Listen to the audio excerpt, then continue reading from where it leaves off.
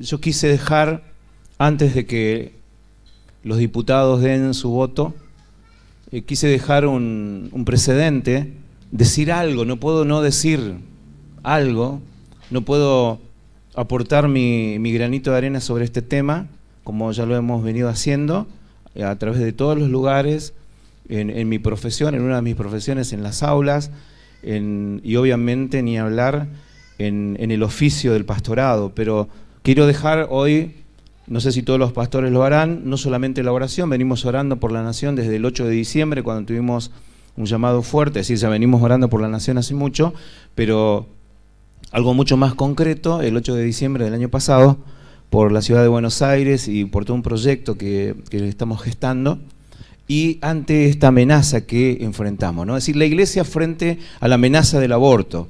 Y hoy, en la semana, publiqué ahí en cartelera un grupo de WhatsApp, de donde está la mayor parte de la Iglesia, algo así, una reflexión mínima que quise compartir diciendo: esta película ya la vi, esto que está sucediendo, pero a lo que me voy a referir es la película que ya la vi. Es decir, vamos a hablar al corazón de la Iglesia, vamos a ir al centro de la Iglesia para analizar los ciclos donde el pueblo de Dios se esconde frente a las amenazas, el pueblo de Dios se oculta frente a las amenazas. Es decir, esta película ya la vi, que todos los pastores o la mayoría de los pastores o las iglesias están en sus actividades, así como estamos nosotros. Ustedes escucharon que no dejamos nuestras actividades, sin embargo, queremos tomar otro rol, un rol activo. Por eso el viernes estuvimos hablando mucho con los jóvenes, que es la garantía de esta generación que se levanta, y analizar los ciclos, dónde está el pueblo de Dios frente a las amenazas.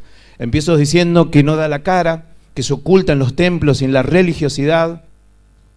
El no te metas llegó a la iglesia. El no te metas es del argentino, no te metas, no te metas. Esto llegó a la iglesia. Una sal que no sale, una iglesia sin Biblia, una iglesia sin Cristo, una iglesia que abdica, que renuncia, que se escapa ante las amenazas. Una luz que no alumbra, una iglesia sin la influencia necesaria para doblegar las mentiras de estas amenazas.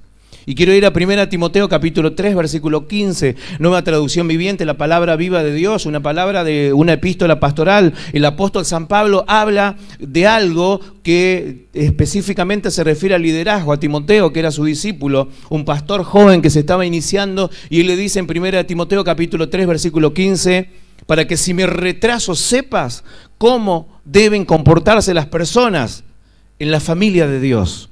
No solamente los ministros, los pastores, sino que le está diciendo la influencia que tenés que ejercer sobre las personas en la familia de Dios. Y aclara, esta es la iglesia de Dios. Esta es la iglesia del Dios viviente. Esta familia, la que se refiere el apóstol, dice, esta no solo es una familia de fe, no solo es un club, una organización, no. Timoteo, te quiero dejar claro que esta iglesia, la que estaba hablando el apóstol, es la iglesia del Dios viviente, columna y fundamento de la verdad. En la Reina Valera dice, baluarte de la verdad. Es una palabra que me compromete, es una palabra que me absorbe, es una palabra que no me deja estar pasivo, sino activo. Allí quiero analizar oikos y stulos, son dos palabras que aparecen en el griego, hay otras. Cuando se refiere a oikos, habla de los miembros de una casa, los que son parte de una casa. Decir al que está al lado, vos sos parte de una casa. Está hablando a todos los que somos parte de la iglesia. Esa es la conducta que debe tener cada uno de los que somos parte de la casa, parte de la iglesia. La pregunta es, ¿cuál debe ser mi conducta como miembro de la familia de Dios? Y la otra palabra, estulos, es pilar, es sustento, es un muro, es una columna, un soporte en lugar de fundamento base. Entonces no solamente el miembro tiene que ser una columna de la verdad, sino necesitamos líderes que sean columnas. Decí conmigo, necesito líderes que sean ejemplos. Necesitamos hoy en la Argentina, no los veo a los líderes columnas, no los veo. Me esfuerzo por encontrarlos, pero cuando necesito una respuesta a la verdad no los encuentro. Faltan líderes columnas. Gálatas capítulo 2, versículo 9, la palabra de Dios usa esta misma palabra para referirse a tres que fueron verdaderas columnas de la iglesia judía primitiva. Columna, tres. Jacobo, Pedro y Juan, los tres apóstoles de quienes principalmente dependía la iglesia cristiana judía. Gálatas capítulo 2, versículo 9, habla allí de columnas, eran considerados columnas. La iglesia era iglesia, tenía miembros en la casa, pero tenía columnas. Necesitamos hoy en nuestra nación, necesitamos en la iglesia de hoy, en la Argentina, que se levanten columnas que sostengan la verdad, que no tengan miedo. Encontramos hoy líderes atemorizados, que ni siquiera son capaces de dar un tuit, ni siquiera son capaces de incluir en su agenda temas sociales porque tienen miedo. Están temblando porque no son columnas. Nos está faltando Jacobo, nos está faltando Pedro, nos está faltando un Juan que sea una columna. Pero no solamente columna, sino la misión. Hemos perdido de vista la misión. La organización más grande de las iglesias evangélicas, en su primera convocatoria, erra, según mi punto de vista, en su convocatoria, pierde la visión y la misión a la que fuimos llamados. ¿Cuál es la importancia de la misión? La iglesia tiene que ser el apoyo de la verdad y conservarla para el mundo. La iglesia tiene que ser la columna de la verdad y la tiene que conservar para el mundo. ¿Qué quiere decir esto? Estoy hablando de la postura que tiene que tener la iglesia frente a las amenazas, como el aborto y otras que vendrán. Vamos a algunas conclusiones. La función de la iglesia es sostener, transmitir al mundo la verdad que Dios le ha revelado. ¿Escucharon? No tiene otra misión. Lo vuelvo a decir, la misión, la función de la iglesia de Cristo en la tierra es sostener y transmitir al mundo la verdad que Dios le ha revelado. Quiero decirte algo. No somos voceros de la ciencia. Quiero decirte algo, no somos voceros de la ciencia. Les digo a los líderes religiosos, no somos voceros de la ciencia, somos voceros de la verdad de Cristo. Escuché mucho a los voceros de la ciencia dentro de la iglesia. Dios no nos llamó a ser voceros de la ciencia. Dios nos llamó a ser voceros de la verdad. Aunque la verdad duela, aunque la verdad incomode, aunque la verdad nos traiga rechazo y persecución, la iglesia no tiene que mirar eso, aunque nos traiga burlas. No respondemos a los axiomas científicos. No respondemos a los axiomas científicos. La iglesia responde a la verdad de nuestro Señor Jesucristo. Cristo es el único apoyo de la verdad en el sentido más profundo. Yo no puedo hablar en un foro, en una reunión, en una convocatoria y no hablar de Jesús. No lo acepto, no está bien, ha perdido la misión. Si hay iglesias que están hoy enfrentando las amenazas sin hablar de Jesús, han perdido lamentablemente su misión, la perdieron. Porque nunca en el diseño de Dios fue que seamos voceros de la ciencia. Nosotros no somos voceros de la ciencia. Para eso están los científicos, los investigadores. La ciencia habla de la ciencia. La iglesia habla de Jesucristo, que es su verdad, su fundamento. 1 Corintios capítulo 3, versículo 11. Dice, porque nadie puede, y nadie entran todos, entramos todos, los apóstoles, los profetas, el más usado por Dios, todos, cualquiera. 1 Corintios 3:11, nadie puede poner otro fundamento que el que está puesto, el cual es Jesucristo. Así que si yo me voy a enfrentar a una amenaza, tengo que enfrentarme sostenido y apoyado en el fundamento que nadie puede cambiar. Se llama Jesucristo. Se llama Jesucristo. La iglesia tiene que salir con Jesucristo en el centro porque no hay otro fundamento. Si perdemos eso de vista, perdemos todo. No hay columna, no hay líderes, no hay iglesia. Montón de personas nada más. Una organización. San Pablo, el apóstol que tuvo el diseño y la revelación del misterio de la iglesia, no reconoce iglesia que no tenga la verdad o que la tenga solo en parte. La iglesia tiene que tener la verdad, si no es iglesia. Entonces pregunto, y que sirva como modelo para diseñar estrategias de cómo enfrentamos la amenaza del aborto. Ay, ¿qué hacemos? No sabemos qué hacer. No sabemos qué hacer. Entonces no sabemos ser iglesia. No sabemos ser iglesia. ¿Qué hace que una iglesia sea iglesia? Una iglesia bíblica, una iglesia cristocéntrica, una iglesia de la gracia. ¿Qué hace una iglesia que sea iglesia? Que tenga la verdad por su cimiento. Que haga verdad. Que viva verdad, que respire verdad, que predique verdad, que hable verdad. Es imposible estar en un lugar y tener que hablar en representación de una organización religiosa y no hablar de Jesús.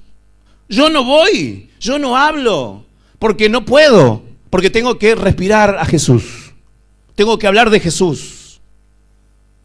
Tengo que apoyarme en la verdad. Que predique la verdad. La ausencia de la verdad quita el carácter de la iglesia.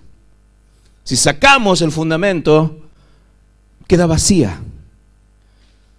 No hay nada. La iglesia es la congregación de creyentes, sí, la morada de Dios, pero acá se considera, en este texto que leí, una columna que sostiene la verdad.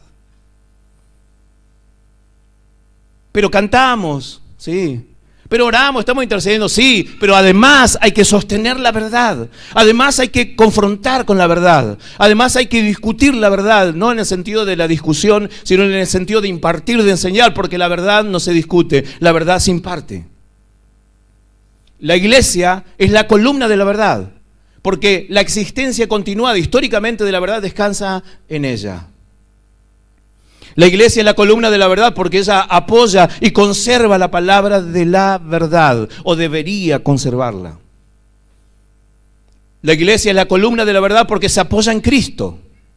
Si saco a Cristo no tengo verdad. Jesús dijo, yo soy el camino, la verdad y la vida. Y ahí fundó su iglesia.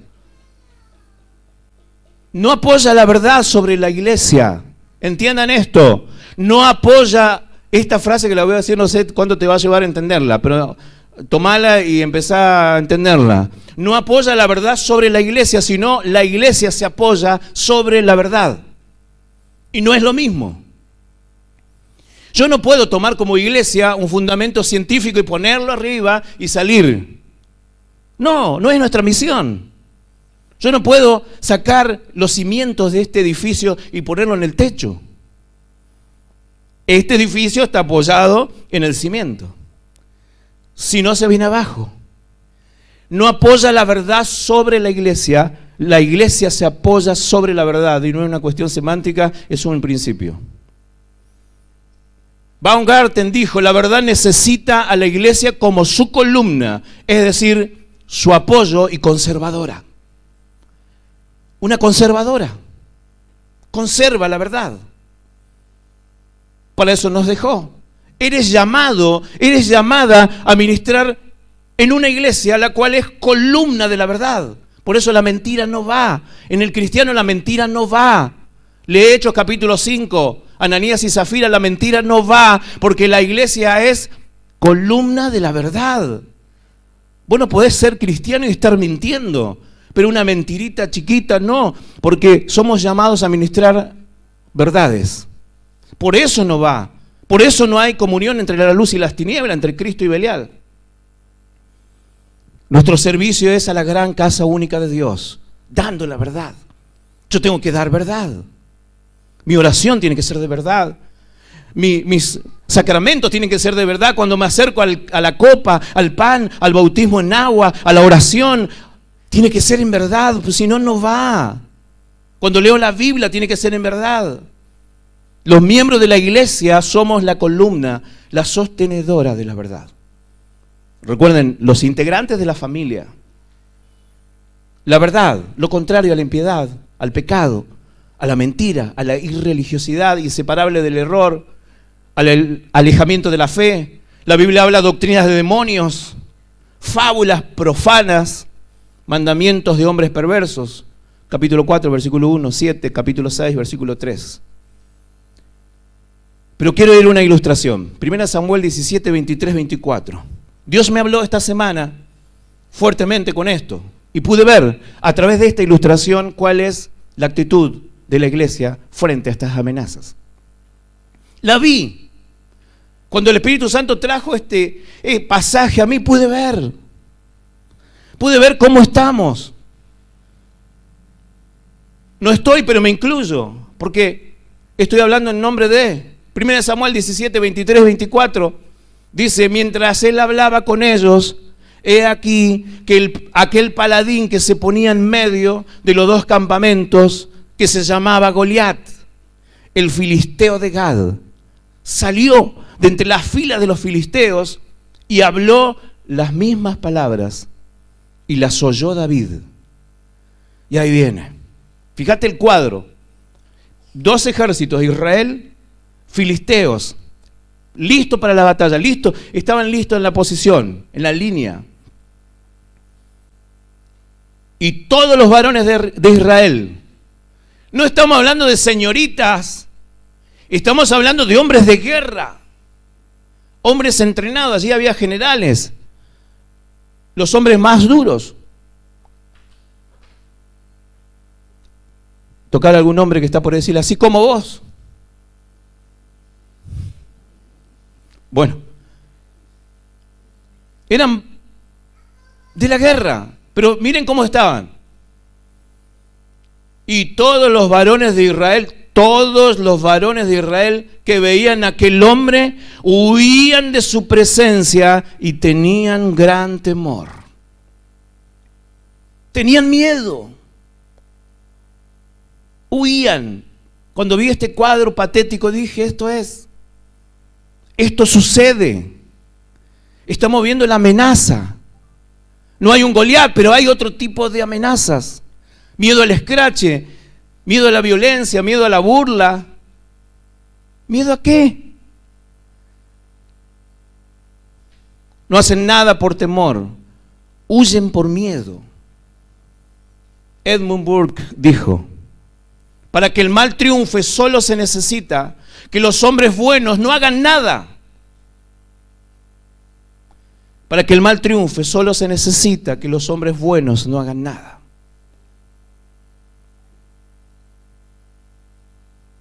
Esto está sucediendo. Estamos viendo que los hombres buenos no hacen nada. Nada. Están con miedo. ¿Dónde estaba el Dios de estos varones? ¿Dónde estaba la confianza de estos varones? Que vieron a un gigante llamado Goliat y tuvieron miedo. Voy a una aplicación, Hebreos 3, 5 y 6. Y Moisés a la verdad fue fiel en toda la casa de Dios. Volvemos al concepto de casa de Dios. Vos estás en la casa de Dios. Y Moisés dice, a la verdad fue fiel en toda la casa de Dios. Pregunto, como ministro, como líder, como pastor, como hijo de Dios, como miembro de la iglesia del cuerpo de Cristo, ¿estás siendo fiel a la casa de Dios, en toda la casa de Dios? Dice, como siervo para testimonio de lo que se iba a decir, pero Cristo como hijo sobre su casa, la cual casa somos nosotros, si retenemos firme hasta el fin la confianza y el gloriarnos en la esperanza. 1 Pedro 4:17, porque es tiempo de que el juicio comience por la casa de Dios. Decí conmigo, casa de Dios. Es tiempo que el juicio comience por la casa de Dios. Y si primero comienza por nosotros, tiene que empezar por nosotros. ¿Cuál será el fin de aquellos que no obedecen al Evangelio de Dios? Estamos orando por un avivamiento, pero se van a sorprender porque en los púlpitos va a haber demanda del Espíritu. No podrás seguir siendo el mismo religioso tibio que eres. El Espíritu Santo colocará demanda para ser como tenemos que ser. Allí comienza el avivamiento. Tiene que empezar el juicio por la casa de Dios. Tenemos que derrotar esa pasividad. Entonces pensé en el papel de la iglesia. ¿Qué tenemos que hacer? Proclamar las enseñanzas de la fe cristiana. tenemos que proclamar. Pero se burlan, tenemos que proclamar. Tenemos que protegerla, número 2. Y número 3, debemos defenderla de los falsos maestros, de los falsos, de la falsa ciencia, de los mentirosos. Ese es el papel de la iglesia: columna y fundamento de la verdad. La iglesia sostiene la escritura y la doctrina de Cristo como una columna, sostiene una proclama. Cuando la iglesia deja de ser columna y deja de ser fundamento de la verdad, dejó de ser iglesia. La verdad debe estar primero en tu vida, ser tu prioridad. Arrepiéntete esta noche. Comienza a seguir la verdad. Compra la verdad y no la vendas. ¿Cuál es el punto? Que somos familia, pero somos iglesia. No quita que somos familia. No quita que tenemos nuestro lugar. No quita los ministerios internos. No quita todo lo que Dios nos da para disfrutar. Pero no olvidemos que tenemos otra misión. Somos iglesia también. Y somos iglesia que tiene que sostener la verdad. Una columna donde se sostiene la verdad, donde venían y colocaban la verdad. Una columna.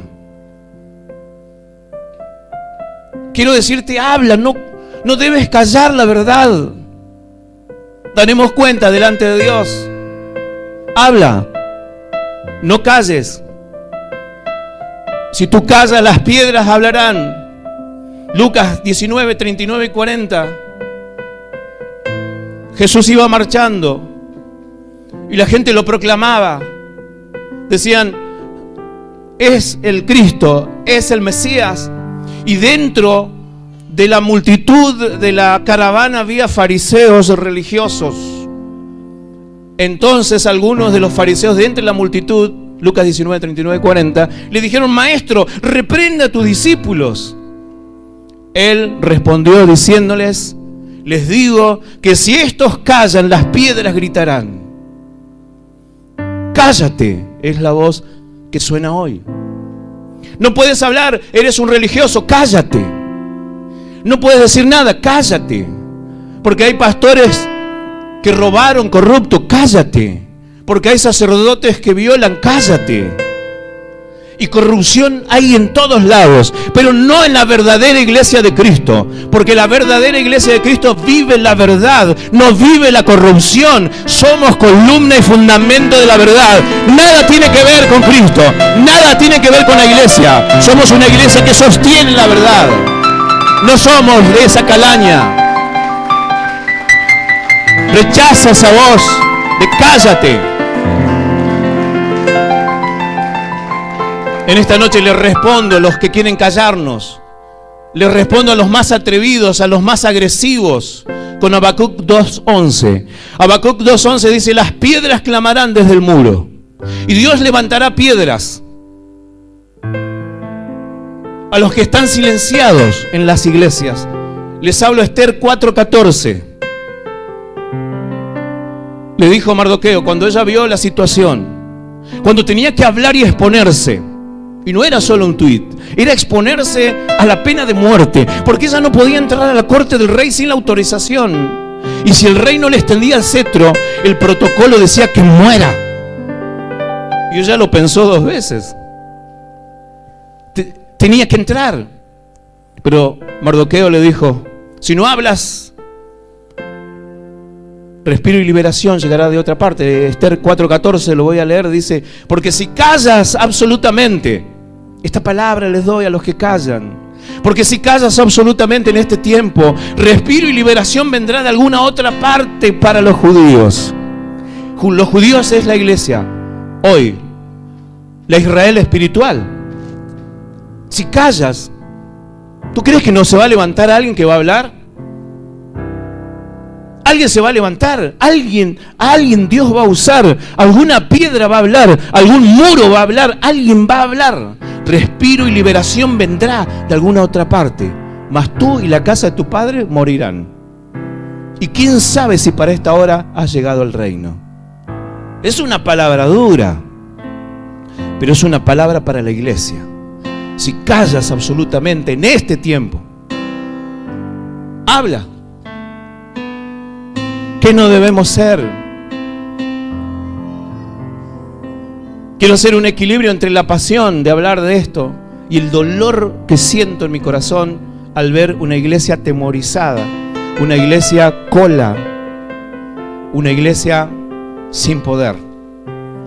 ¿Qué no debemos ser? Una Biblia que no habla,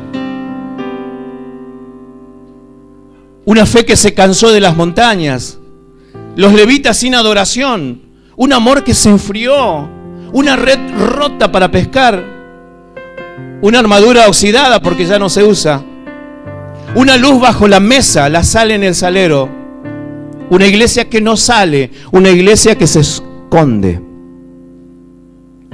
Jesús dijo, ustedes son la luz del mundo. Una luz no se esconde, una luz se pone en lo alto para que alumbre a todos, lo dijo Jesús.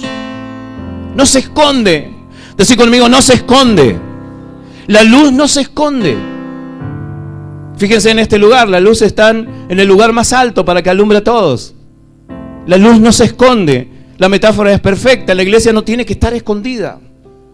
Ni tiene que meterse disfrazado entre otros grupos, no, somos iglesia. Tenemos que presentarnos como iglesia. Jesús dijo, ustedes son la sal de la tierra. Si la sal se desvanece, ¿con qué será salada? No hay ciencia que pueda salar esta tierra. No hay políticos que puedan salar esta tierra. No hay grupo, organización que pueda salar esta tierra. Conservar. La sal está hablando no solo del sabor, está hablando de conservar. En esa época, saben ustedes que la conservación, ya lo expliqué el primer minuto de este año, la palabra, ustedes son la sal, para los que estuvieron. La conservación. Quiero decirte en esta noche que eres el instrumento de Dios para conservar la verdad sobre la tierra en oposición a las mentiras, las herejías y todo lo que estamos viviendo. Sea el aborto, sea cualquier amenaza. Mateo 16, 18 dijo Jesús, y yo también te digo que tú eres Pedro y sobre esta roca edificaré mi iglesia. La roca no era Pedro. No se equivoque Roma, la roca no era Pedro. La roca era él, Jesús. Le dice, tú eres Pedro. Y sobre esta piedra, no sobre Peter, sobre la Petra, edificaré mi iglesia. Estamos hoy siendo su iglesia. Y dice, y las puertas del infierno no prevalecerán contra ella. Esto no lo estamos viendo hoy. Yo quiero esta iglesia. Mateo 28, 19 al 20 dice, por tanto, vayan y hagan discípulo a todas las naciones. Vayan, bautizándolos en el nombre del Padre, del Hijo y del Espíritu Santo, enseñándoles que guarden todas las cosas que le he mandado. Y he aquí, yo estoy con ustedes todos los días hasta el fin del mundo. Hoy quiero decirte, no calles, habla. Sal de tu situación. Tú eres parte de la iglesia. Tú eres parte de la familia de Dios, pero también de la iglesia. Y como iglesia tenemos una misión fundamental, que es ser columna y fundamento de la verdad. No tiene que faltar la verdad. Tenemos que dar la verdad. Iglesia, levántate. No tengas miedo. Creo que llega el tiempo donde las piedras van a hablar. Quizás yo sea una de ellas. Quizás seas tú o alguien que todavía no hemos conocido, pero alguien se va a levantar y Dios va a respaldar esa voz, y esa voz tiene que levantarse. Una iglesia así está pensada en su diseño, una iglesia que no tenga miedo, no como este ejemplo, ilustración donde todos temían a Goliat, todos estaban temblando, todos huían del lugar, no querían estar porque tenían miedo, pero una iglesia así no queremos, una iglesia así no ha sido diseñada. La iglesia es la iglesia del Dios viviente. Mi Dios está vivo, decí conmigo, mi Dios está vivo. Decí conmigo, mi Dios está vivo. Una iglesia así, la iglesia del Dios viviente, columna y fundamento de la verdad. Amén. Dios te bendiga. Dáselo fuerte al Señor, dáselo fuerte.